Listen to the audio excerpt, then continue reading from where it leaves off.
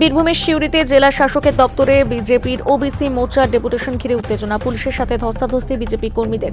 জেলা শাসকের দপ্তরে ঢোকার মুখে পুলিশের ব্যারিকেড ভেঙে জেলা শাসকের অফিস চত্বরে ঢুকে পড়ে বিজেপির কর্মী সমর্থকেরা। পুলিশ তাদের বের করতে গেলে পুলিশের সাথে ধস্তাধস্তি হয়।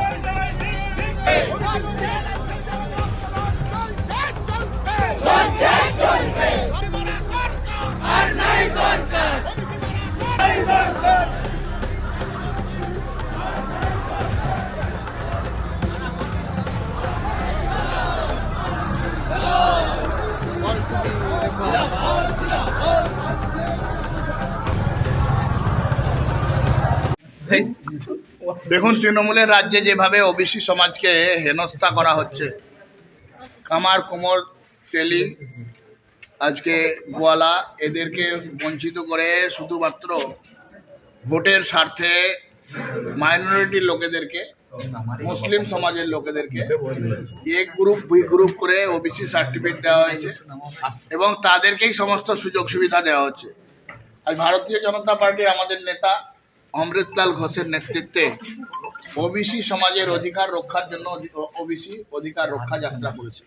কিন্তু অত্যন্ত দুর্ভাগ্যের বিষয়, যে রাজ্যের সরকার নিজেরা আইন মানে না, কেন্দ্রীয় এজেন্সি যখন তদন্ত করতে যায়, রাজ্যের মুখিয়া তিনি ফাইল চুরি করে আনেন, আইনকে তিনি বুড়ো আঙুল দেখান। তিনি আজকে আমাদের সুস্থ গণতান্ত্রিক পরিবেশে যে ডেপুটেশন অধিকার যাত্রা, সেই অধিকার যাত্রায় ব্যারিকেড দিয়ে ডিএম এর কাছে আসতে আমাদেরকে বাধা দিচ্ছে।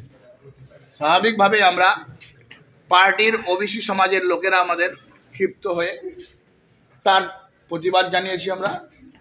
এবং আরও একটা দুর্ভাগ্যের বিষয়, ওবিসির মতো একটা সেন্সিটিভ ইস্যু, সেই ইস্যুকে জেলার যিনি জেলা শাসক, তিনি বিজেপির ভয়ে তৃণমূলের কাছে আত্মসমর্পণ করে প্রাণ বাঁচানোর জন্য পালিয়েছেন, বোলপুর পালিয়েছেন। আমাদের বিজেপির ডেপুটেশন নেওয়ার জন্য তিনি থাকেননি।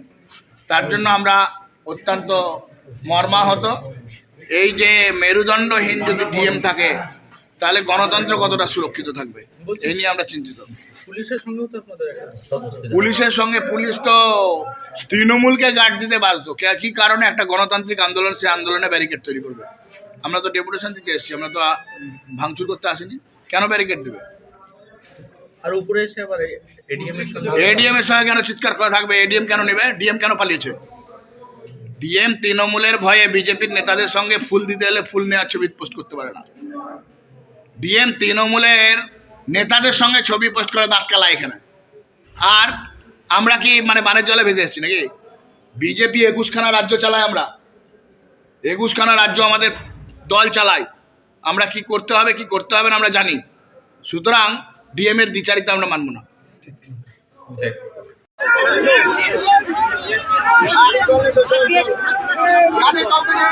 দেখুন, রাজ্যের ঘোষিত কর্মসূচি ওবিসি অধিকার রক্ষা যাত্রা, সেই রক্ষা যাত্রা আমাদের শান্তিপূর্ণ মিছিল এবং মহামান্য জেলা শাসককে আগাম নোটিশে যে আমরা আসব সমস্ত ওবিসি কার্যকর্তাকে নিয়ে, ওবিসি সমাজের মানুষকে সাথে নিয়ে।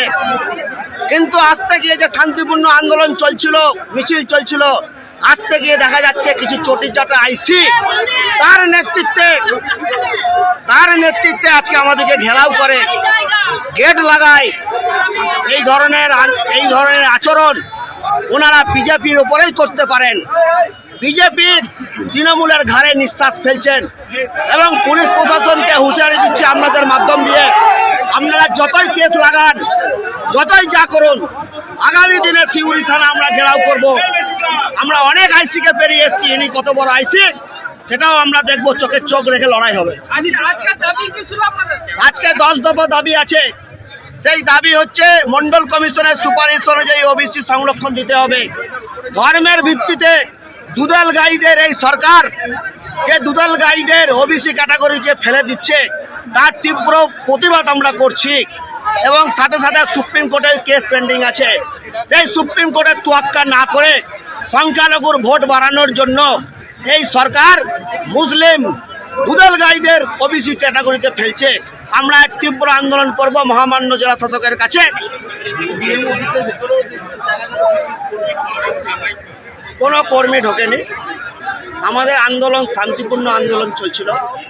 সিউড়ি থানার আইসি যে অভদ্র ব্যবহার করেছেন, তার জন্য কার্যকর্তারা একটু রাগান্বিত হয়েছেন। পরে আমরা বিষয়টা শান্তিপূর্ণভাবে ওনাদেরকে বার করি। আমরা ডিএম সাহেবের কাছে 5-7 জনের প্রতিনিধি দল মহামান্য জেলা শাসকের কাছে আমরা প্রতিলিপি দিতে আমরা যাব।